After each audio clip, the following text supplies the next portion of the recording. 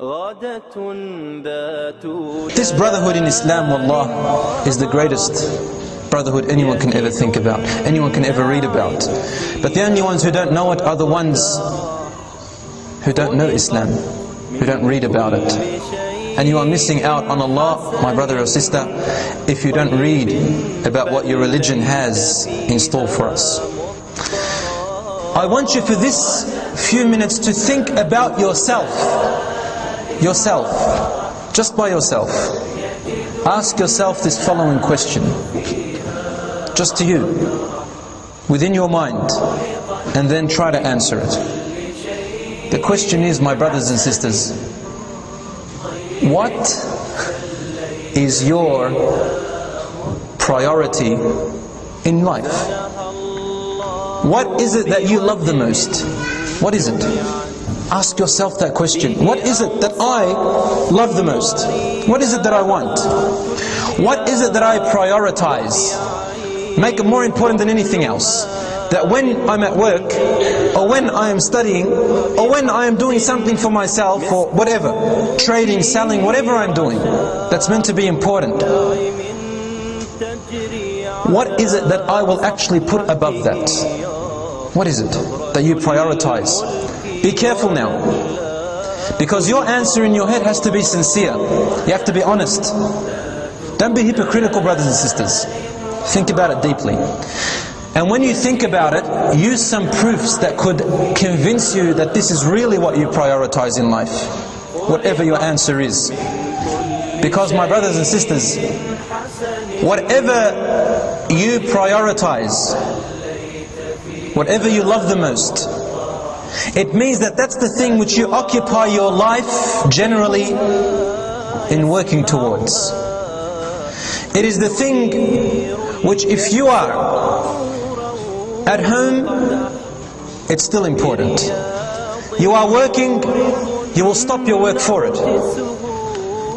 Whatever you are doing, if you are praying, you still find it more important. What is it? On the face of it, on the outside, people will answer things like, well, to please Allah subhanahu wa ta'ala. This is what I find more important in my life. Or they say, to work towards paradise, to work for the hereafter. Or to die a pleasant death which pleases Allah. This is my objective, they say. This is my priority. My priority is my prayers, for example. My priority is to have Quran recited every day. My priority is to be a good Muslim. This is the type of answers generally a person would say if someone else was listening to them. Yes, but Allah knows best. It is a very small minority of Muslims in the world that would answer this. Or that really, this is their true and honest answer. If you were to really analyze and study and investigate what each one of us really prioritizes, it's not really the hereafter. Be honest to yourself. It's not really pleasing Allah subhanahu wa ta'ala. It's not really loving to please Allah, really. Because our mouths say that which is different to what our actions prove. Probably some proper answers, more honest answers from the majority is maybe, and think if this applies to one of you, maybe to achieve a respectful career, maybe to prepare my future, work towards buying a house, getting married and living in it, and that's, working towards it, retiring at 35, this is my priority. Maybe some people find education as being the most priority. We're talking about the best thing which you really want, the greatest priority before anything else. Maybe to be rich, money, to gather a lot of money, to have a nice car one day. I want to drive that Ferrari one day. I want to drive a Jaguar one day. I want to work towards that. Some of them will probably to have a great name in the community, to have a great name. And I've heard this many times before. Some people prioritize to be respected. They want people to fear them, to respect them. Or some people just plainly don't prioritize anything whatsoever. They just don't know. And some find it too much to think about. just too much wasting our brain cells about it, so they get exhausted, and so they say, we'll see what happens. Just we'll live our day to day and see we'll decide later on what is more important to us. My brothers and sisters, generally the honest answers around, and we have to say the truth, is that we really work for this life more than what we work for the hereafter. This is the truth. We love the adornments of this life more than the hereafter. We work towards this dunya more than what we work for the hereafter.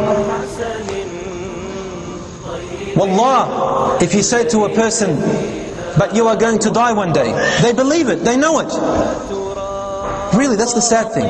You talk about hellfire, they know it, it's going to come. Judgment day, they believe in it. Jannah, they believe in it.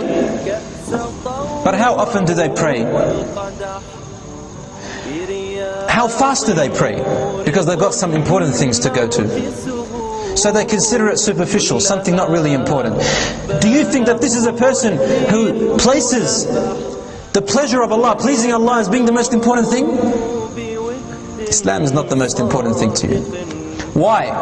Why is it that we find most Muslims, when it comes to trade or business, if somebody rips you off for $10 or $15, $100, we're ready to sue, we're ready to go to the courts, we are ready to write letters and spend time to do all of that because we can't accept that someone has ripped us off.